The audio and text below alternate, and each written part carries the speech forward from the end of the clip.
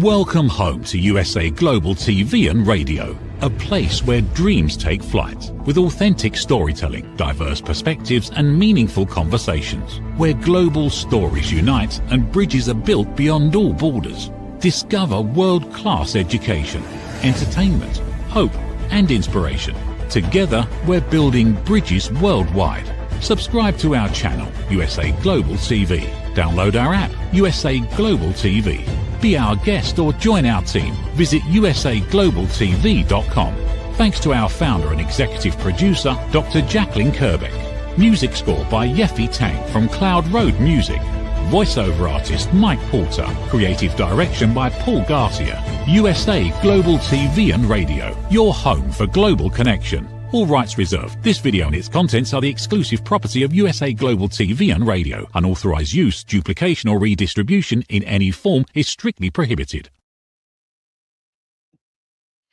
Welcome, welcome, welcome. Hello, good morning, good afternoon, good evening. This is USA Global TV and Radio, and we're here for another fabulous episode of A Woman's Prerogative. I'm Dr. Jacalyn Kerbeck, and I'm thrilled to have you here with us today for our topic, which is perception versus reality on a woman's prerogative.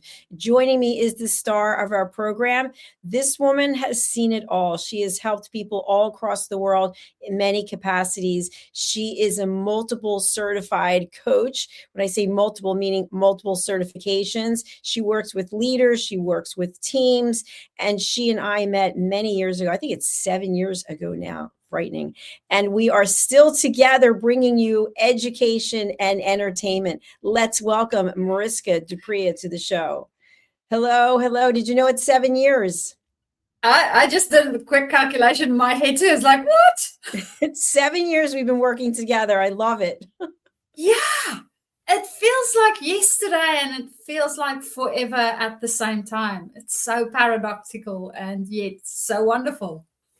Well, I think the best part of it is that we met over a screen and we've never actually met in person and we're friends. So anything can happen. So for people out there, you never know. You've got to put yourself out there and you don't know where it's going to go.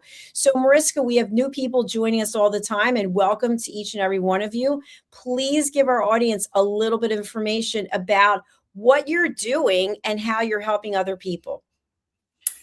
So what I'm doing is I work with leaders. Now, it doesn't matter whether you are new, stepping into a leadership role. Maybe you've been in your specialization for some time and you are starting to lead a team or a smaller group of people other than just you. Or whether you are stepping up in your leadership role where you are moving from one space in leadership to another space in leadership.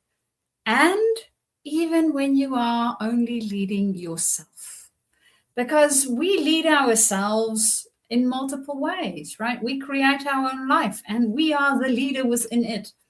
So whichever one it is that you might be in at the moment or thinking about stepping into, I mean, the one that you are leading yourself is you are always in, but any of the other ones, that's whom I would work with. And we work around looking at what it is that we can do to bring more of ourselves and humanness into our leadership space. And of course, as Dr. Jacalyn have on there, you can find me on LinkedIn and we can start our conversations from there.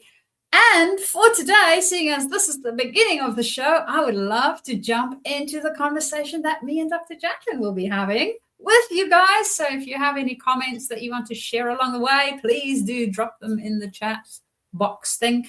And then we can see what it is that you have on your mind too. That's right. We'd love to hear from you, but guess what? We want positive comments. Haters, go somewhere else. Find another channel to watch. We're all about positive energy. So Mariska, perception versus reality. This is a topic you came up with. I've got some great ideas, but I want to know, what were you thinking? What was going on in that head when you came up with this title? Well, it was early in the morning. And I don't know about you, but there's a lot of times where I might think about something in a certain way. And then when I try to test it or when I come across it in other spaces, I might find that the thing that I have perceived in one way actually shows up in a different way. And I thought, well, I am sure that if this happens to me, so this was a hypothesis. If this happens to me, I was hoping that there would be other people out there that experience something similar. So I thought, well, why not come and discuss it? Yeah, so at least I can test it with you. The two of us can see whether this is something. And well, the rest of the world will now be part of our experiment. So that's how I came up with it. Absolutely. And I'd like to add a caveat into that. And by the way, we have no script. So Mariska has no idea what I'm going to be talking about. I have no idea what she's going to be talking about. I'd like to add the caveat in that many times when we come up with the perception, it's a story we've told ourselves that may not be rooted in facts whatsoever. And the more we start to buy into it, the more it becomes our reality. And then if we find out what the true reality is, sometimes we can be shocked. It's like an awakening because we told ourselves this whole story. Have you ever had that happen? Yes. There is something about us telling ourselves stories, right? So that we see things in a certain way. I recall, and I mean, I have been counting since I was very little. Don't know about you guys, but we learn how to count when we are little. And yet, I was playing a game with my husband. A game, right? It was one of these little, it's like an escape room in a box. So you have a box with a whole bunch of clues and things that you need to figure out. And then as you figure them out, you uncover more clues so that you can get to the end of the game.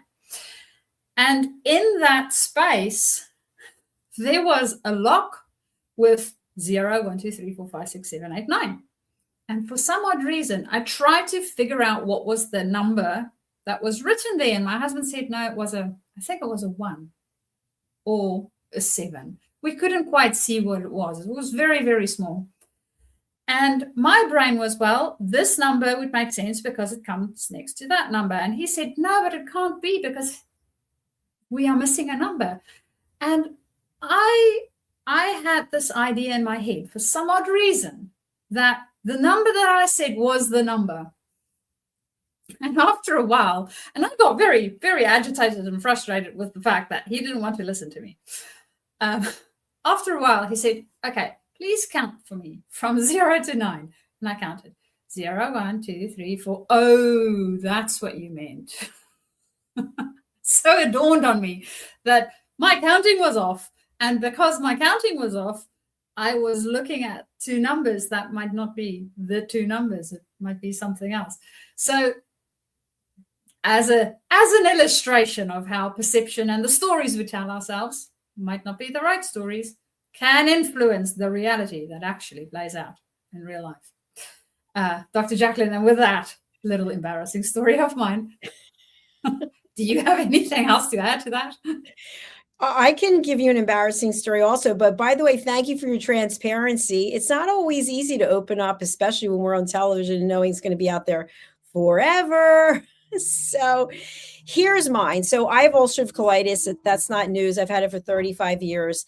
And last year I was really sick. It was the sickest I've ever been. I had a flare for like 5 months and I went for a colonoscopy and the doctor said, we couldn't actually see a lot because it was poor preparation. And so I was really embarrassed and ashamed. And he's like, you're going to have to come back in 2 months.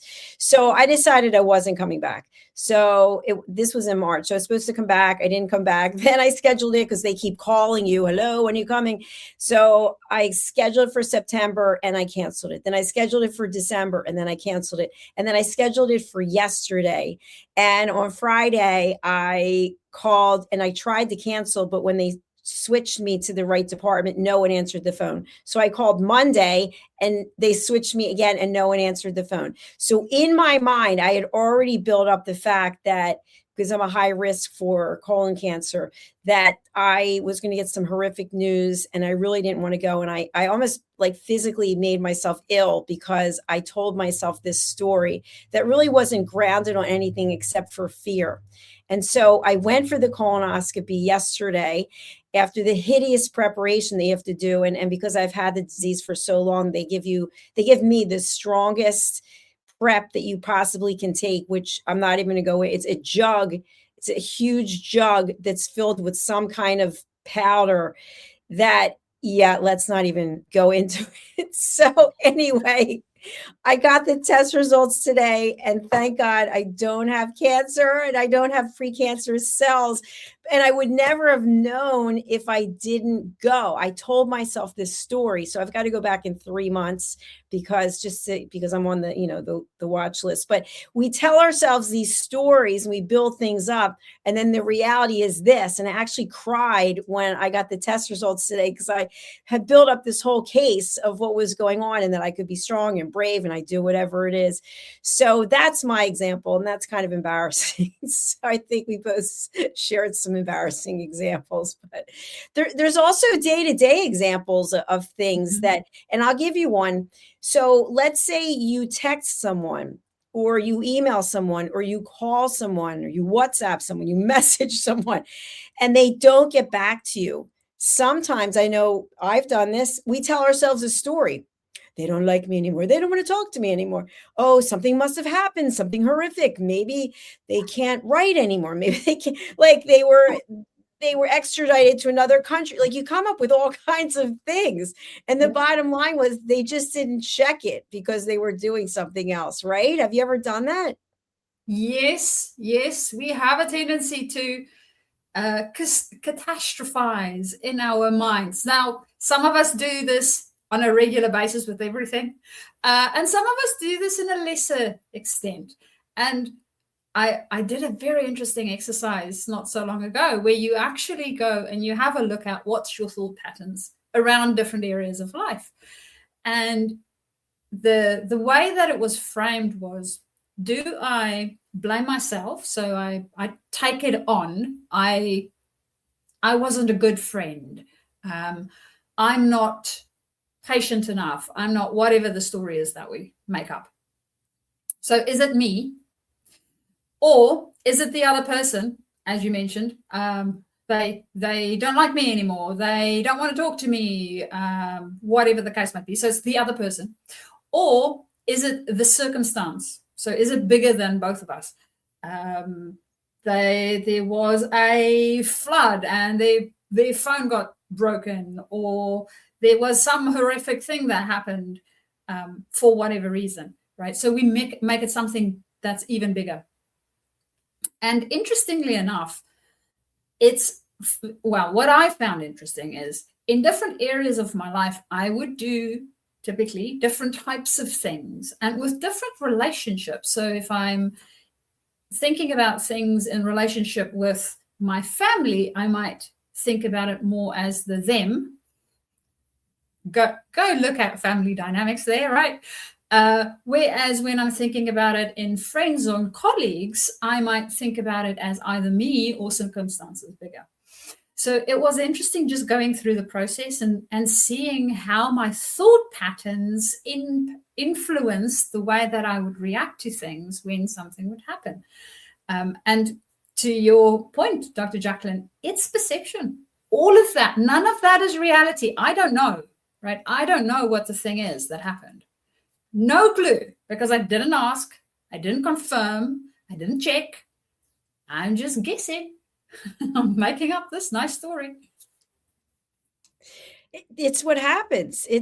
We start just orchestrating this entire thing, and sometimes we bring people into it that aren't even involved. It's like, well, I wonder if they're not talking to me because so-and-so said this or that, and then we have a guilt complex because we think, okay, well, what did I say to her? It gets crazy, it gets so out of hand. And then when you find out what the reality is, which this brings up, I think, a fun topic. There's a movie that was out many years ago. It was called He's Just Not That Into You. And stories that we tell ourselves where we give our significant other, in the example, not someone that we're married to probably, but just someone we're dating or in a relationship with, and they don't call or they don't respond the way that they were responding. And I'll never forget this. And this is really embarrassing. I was seeing this guy and he kind of just disappeared, and we were seeing each other for a while. And I was like, oh my gosh, he must be in the hospital. maybe he was in an accident, and actually started calling around. Like after a week, I started calling different hospitals to find out if he had been checked in there. It was back in the day when you actually could get some information. Today, I don't think you actually can unless you're a family member. But then it turned out he was dating someone else and he just wasn't that into me, but he never told me. But in my mind, I thought he has to have been injured in some way. And it's just kind of funny when you think about it, because the reality is typically something that's different. So, based on your experience as a multi-certified coach, what do you think this all stems from? Any ideas? Well, if I had to venture a guess, it is most probably part of our belief system. So as we grow up, we develop a whole bunch of beliefs and ways of being that supports us, right? When we're little, it supported us to keep us safe, to keep us sane, to keep us functioning in the environment that we were. So typically, these type of things show up in negative patterns or in not healthy patterns inside of our family units more often than not. But then we have now developed it, right? So now we carry it into the rest of life, and we continue to utilize it in other areas where it may or may not be successful. But because of this, it creates a whole bunch of other things that might cause dramas in our life unnecessarily, because we have these patterns that we work with. So belief systems and that underlying thread, I think for most people is part of that perception, because we are sense-making, meaning-making machines. So if you think about us as human beings, we make meaning from things, right? You will have an experience, whatever the experience is, car crash. So I have this experience. I'm in an accident. Now, if I'm the driver, the meaning that I might make is that I need to drive more carefully. Or if I blame other people, that everybody else around me is now bad drivers, right? So that might be the meaning that I make due to the thing that happened. If I'm a passenger, the meaning might be different.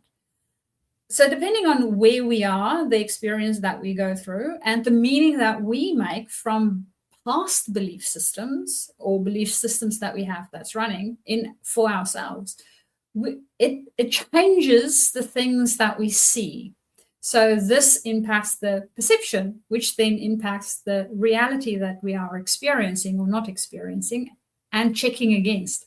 Because another thing that happens is something called confirmation bias. So if you think about any bias that you have, and yes, do not tell me that you don't have one, we are human, we all have it. We'll have some bias of some sort. So when you have identified said bias, the tendency is that we will have spaces. So our brain naturally looks for things that's similar to that bias. It wants to confirm it for us. So it only picks out, it cherry picks, a little bit like Google search terms, right? It cherry picks the things that you are interested in. It doesn't give you all the variety of music that you can possibly choose from. No. It only gives you the genres that you have already listened to, which I find very annoying.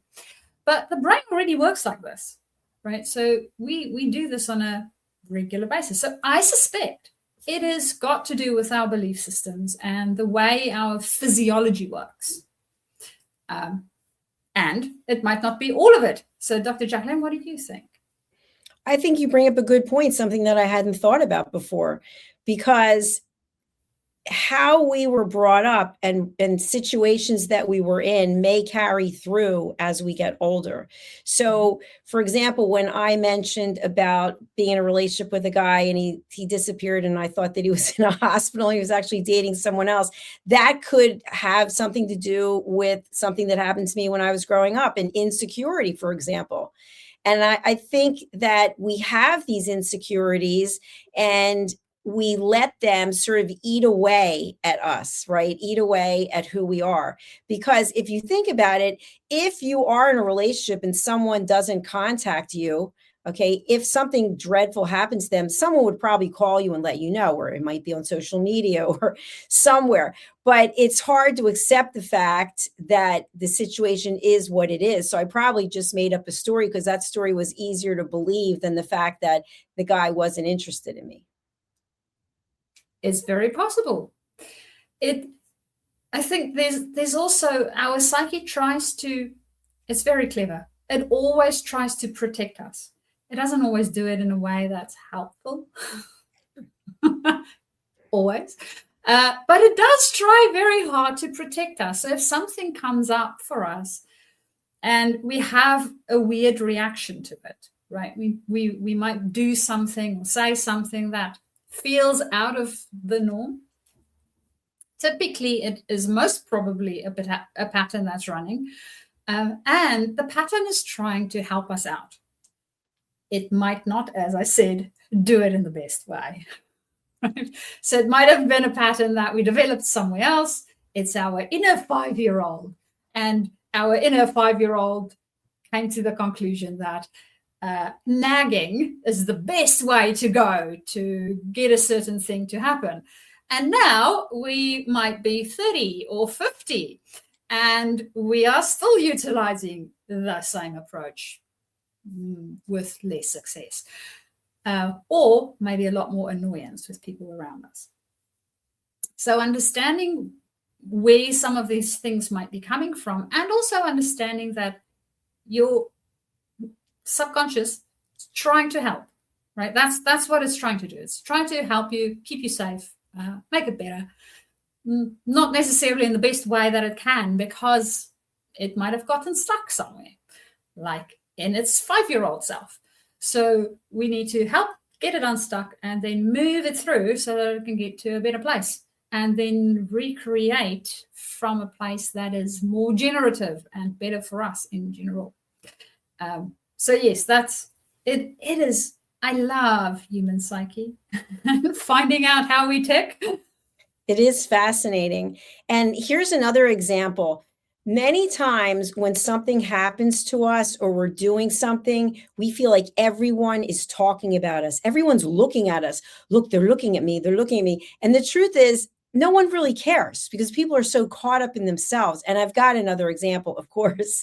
So back in August, when I was at the gym, I was taking this class that I always take, and I was running and I fell off the treadmill. So I've told you that story before. So after I fell off the treadmill and I gathered up my pride, I went to urgent care and I healed. I still have one scar left. I went back to the gym. And for a long time, I held on to the treadmill. And I thought everyone's talking, like I'm looking around like they're talking about me. Everyone's saying, why is she holding on to the treadmill? So finally, I realized no one cares that you're holding on to the treadmill except the instructor who came over and said, I wish you wouldn't hold on to the treadmill. But have you ever had that where you really, truly believe, you're not being paranoid, you are convinced that whatever it is you're doing or whatever you said, that everyone's talking about it? Yes, definitely. I remember especially, so for most people, this might have happened somewhere in your teenage years, right? Where we are acutely aware of everybody around us and not necessarily as aware of ourselves. And that's normal. It's part of our growth process. But I do remember, especially in high school. So I think mostly in the US, you guys don't wear uniforms to school. We did. So in South Africa, it is normal for us to wear uniforms. Everybody has the same type of uniform and you wear a uniform to school. So on occasions, when it's a special occasion, like certain times in the year, we get to not wear uniform, then you can wear other stuff. And I remember there was an occasion like that, and that was still fine. And now I'm a little bit reptilic in my body, in the sense that I don't heat up easily for myself. If I have heat sources around me. It's a lot easier, but I get cold really easy. And I decided that typically in school, they had a rule for at this date, you go to summer wear, and this date, you go to winter wear. And I was like, yeah, no, it's too cold for me. I'm just going to do winter wear. And I remember being so self-conscious that whole day, walking around in my winter wear because I was the only student in the school wearing winter wear. It's still my uniform, but it's winter wear uniform. And I also thought, everybody's looking at me. And I think I had only one comment for the whole day. And the person was like, oh, that's actually clever. I was cold too today. I'm like, okay. But the whole day I felt like everybody's looking at me, and they weren't. And if they were, they might have thought, dang it, why didn't I do the same thing? So it's interesting how we can get in our own heads about people's perceptions of us while they might just be focusing on themselves. It's very true.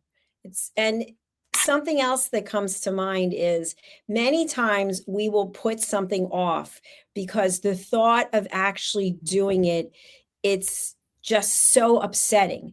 We just think to ourselves, I just can't do it. I can't do it. I can't do it. So I'll give an example.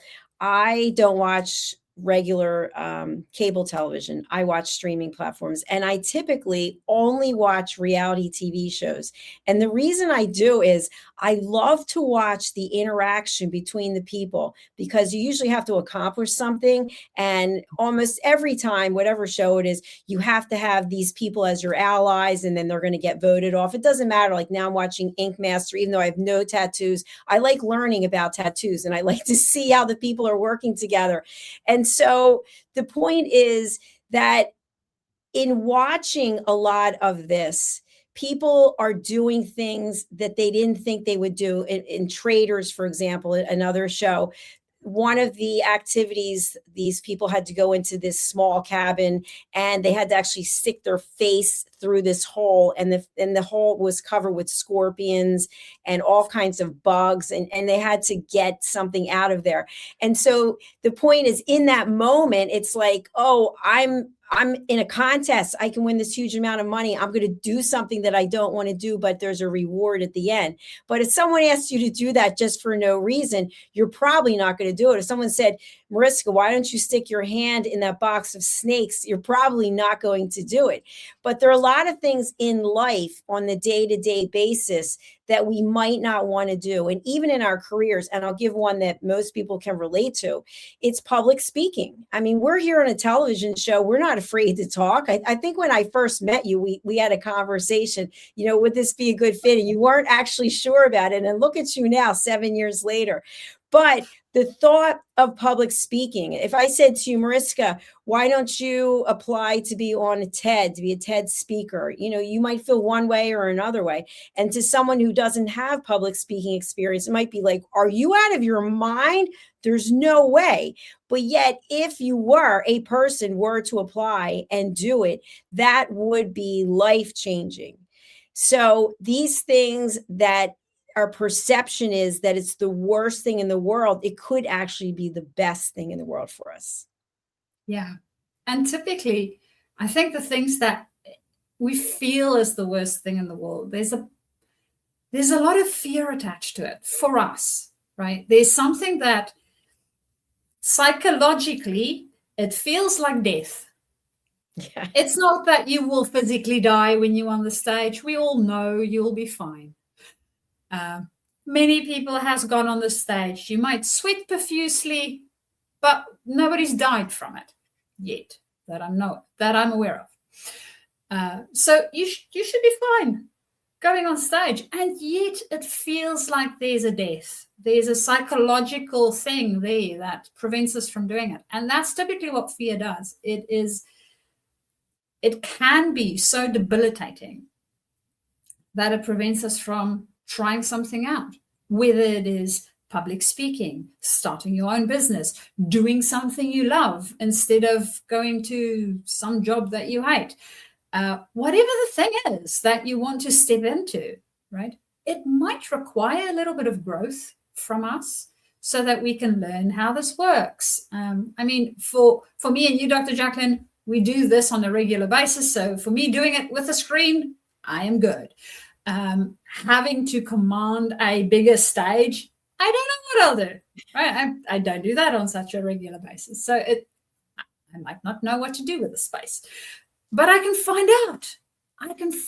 I can prepare myself. I can learn how it works.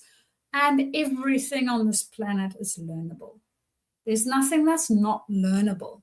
So if you really want to do it, even if you are really, really, really afraid of it, but it's something that you want to do, I would say, go for it. And absolutely. That means you're going to apply to be a TED speaker. I can't wait. Or maybe TEDx. That's fantastic. It reminds me of something else, that it's perception versus reality. Many times, if we have to go and see someone who is ill, or they're in the hospital, or someone passed away and we have to call significant other or the family members, sometimes people actually will not do it. They will not do it because they are so overwhelmed. The perception that they have is that every word that they say is going to be held on to, that instead of them making the effort, the person's going to analyze the fact that they didn't say the right thing. And so this can actually, and I know people that have this situation, they'll get sick thinking about going to the hospital to visit someone, or the fact that they have to go to a funeral and go through the line and say something to each of the people, instead of putting the focus. Like, the reality is, let's put the focus on the people who are really suffering. It's about them. It's not about us. But yet in the moment, we make it all about us. And then my next segue is the perception versus reality of attending a networking event. And I have to raise my hand on this. For so many years, and you know this about me, I was terrified to go to a networking event. So I was working in corporate America. I was traveling the world. I was calling on some of the biggest companies in the world. But if I had to go to a social event, if I had to go walk into a cocktail party or a networking event, I would literally get so upset. I had to go into the bathroom and run my wrists under cold water to calm myself down. And at some point, someone said to me, no one cares that you're there. I mean, maybe someone wants to talk to you, but in my mind, it's like, oh, I'm walking into the room and everyone's talking about me. And that's actually very insecure and ego-driven perspective, instead of just thinking about who you are going to talk about when you're walking in. What's the objective of you being there? And so once I switched the script, I changed the perspective, then I saw what the reality was. And the reality was, in many cases, those events are a waste of time. So that's my story on that. I'm with you on the networking thing. I actually went to a local networking event. One the end of last year, I think went well. The other one, the beginning of this year, might need some tweaking. So the big thing for me, to think about networking events, especially because, yes, they might be good for our career and getting to know people and all the rest of it. But typically what we find is, in most networking events, if they are not set up in a way where we can network well, what happens is people that know each other just stick together, right? And the people that don't know each other, well, they hang around everywhere, or they go and stand in a little corner somewhere close to a table. That would be me. If you are looking for me in a networking event, look for corners. I must probably be in one. And that is problematic, because why are we there? We are there to meet other people. That's the intention, right?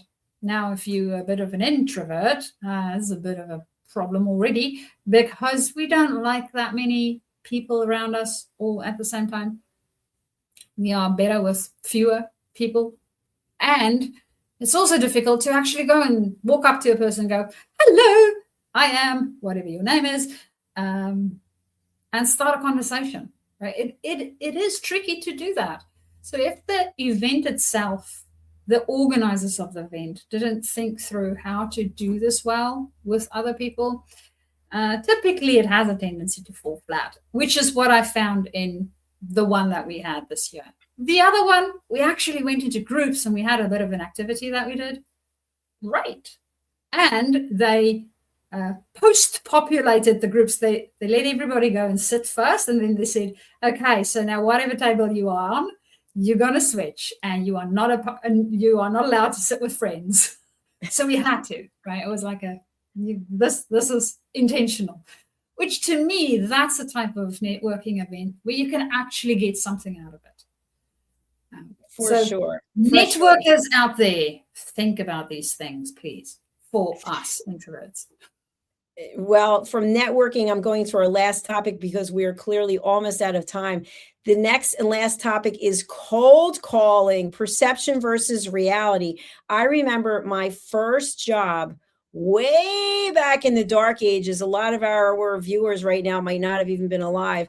I remember I was selling the Sunday newspaper. It was for something called, I think it was just called the Inquirer at the time. It's the Philadelphia Inquirer for Philadelphia.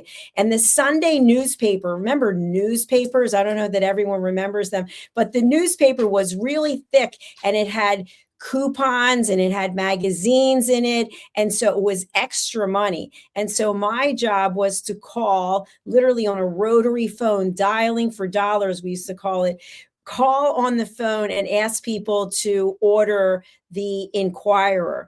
And if they ordered the Sunday edition as well, because they could just get during the week, wow, I would get an extra bonus. So the perception was that cold calling was a complete waste of time. And in many jobs today, you have to cold call.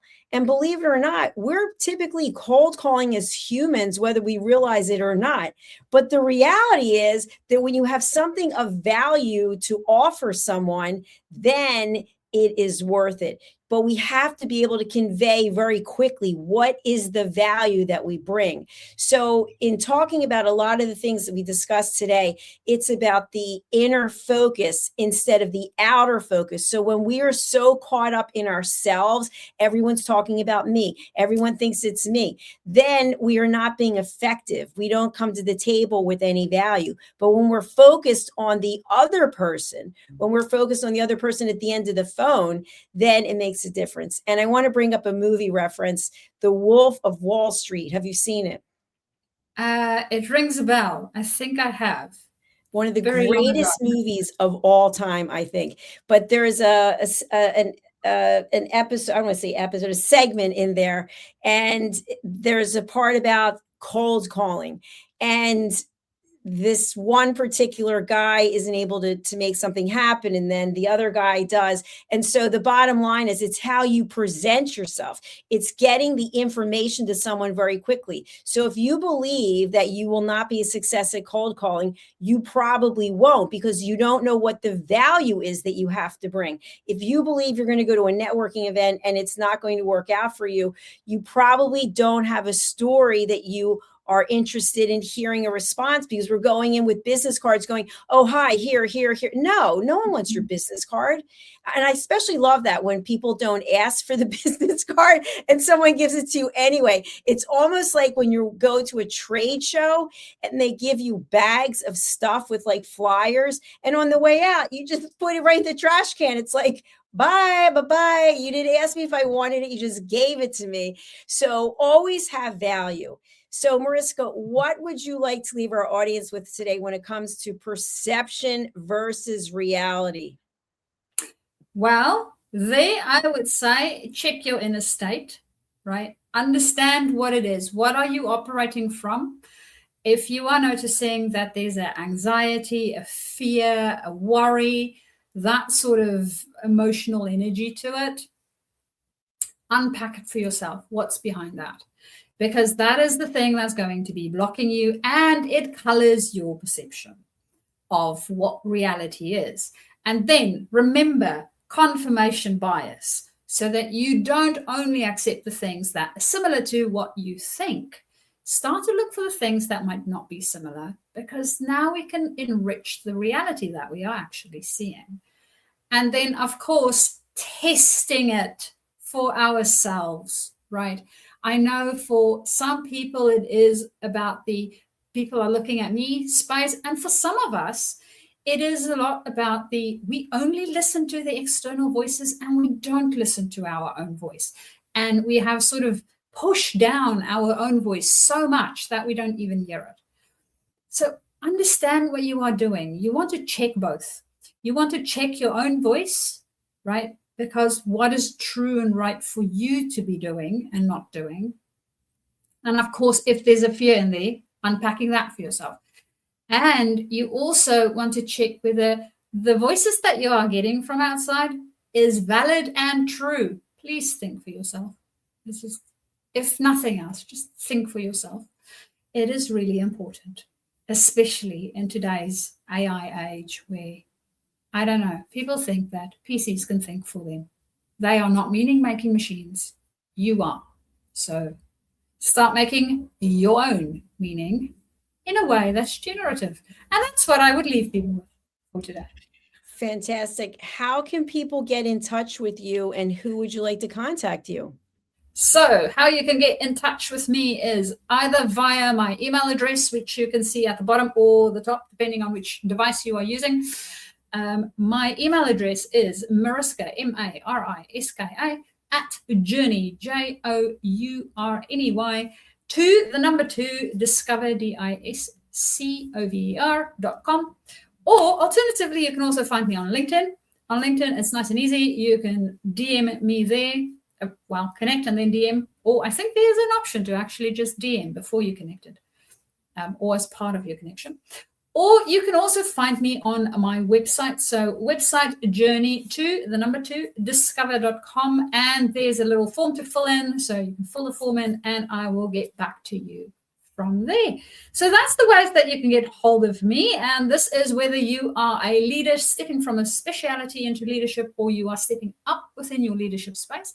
And of course, remember, you are a leader no matter what it is that you do in life. So if you want to be a little bit more human in any space of life, you know where to find me. Thank you, Mariska. It's been an absolute pleasure. And I just want to let our audience know that they can subscribe to our channels. Let me bring up this graphic. So we are streaming in many places, but we'd love for you to go over to YouTube, to USA Global TV and Radio, where we have earned the YouTube Silver Creator Award for over 100,000 subscribers. We're at 108,000 right now.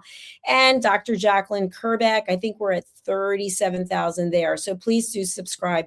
Mariska, it's been an absolute pleasure. Thank you so much. Well, thank you. And I look forward to seeing you again in about a week. Absolutely. Enjoy the rest of your day. Bye for now. Bye. All right, please do contact with Mariska. And if you'd like to get in touch with me, my information is in the show notes. Let me see if I can bring it up here. I can never find my own information. Isn't that funny? Okay, so you can go to my website, usaglobaltv.com or drjacalyn.com.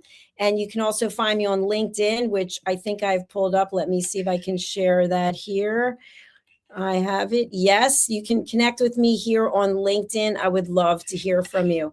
Okay, so as we close out today, Mariska mentioned artificial intelligence, and we had, I think, a really good show on AI today. Myself and Alcini for the business show, we talked about artificial intelligence. So as a closeout, I'm going to run the promo of our business show, which is on Thursdays at 7 a.m. Pacific time, 10 a.m. Eastern time. And that is 11, 12, 1, 2, 3 p.m. GMT.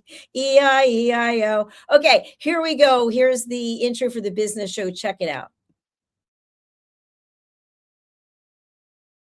Markets shift overnight. Technology rewrites industries. Leadership decides who survives and who scales. Real stories, real people, real business. Welcome to the Business Show on USA Global TV and Radio, reaching audiences in more than 60 countries and home of the YouTube Silver Creator Award for surpassing 100,000 subscribers. This is not theory. This is not recycled commentary. This is business in motion. Founders, CEOs, investors, strategists, operators, the people building companies, moving capital, driving innovation.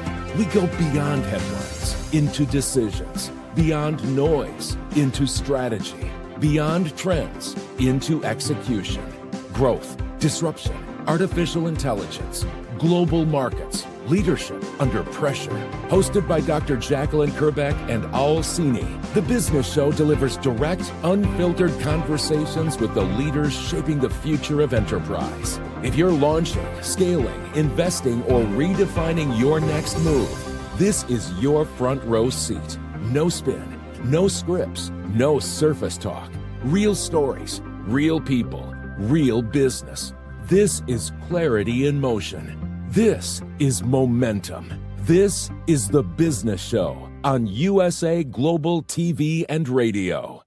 Executive producer Dr. Jacalyn Kerbeck. Original music score Yefe Tang. Videography and production Paul Garcia. All rights reserved. This video and its contents are the exclusive property of USA Global TV and Radio. Unauthorized use, duplication, or redistribution in any form are strictly prohibited. Thank you, viewers and listeners of USA Global TV and Radio, for joining us today. We're honoured to have your time and attention as part of our global community. At USA Global TV and Radio, we believe in the power of authentic conversations, meaningful connections, and creating a world of possibilities together. Want to be part of something bigger?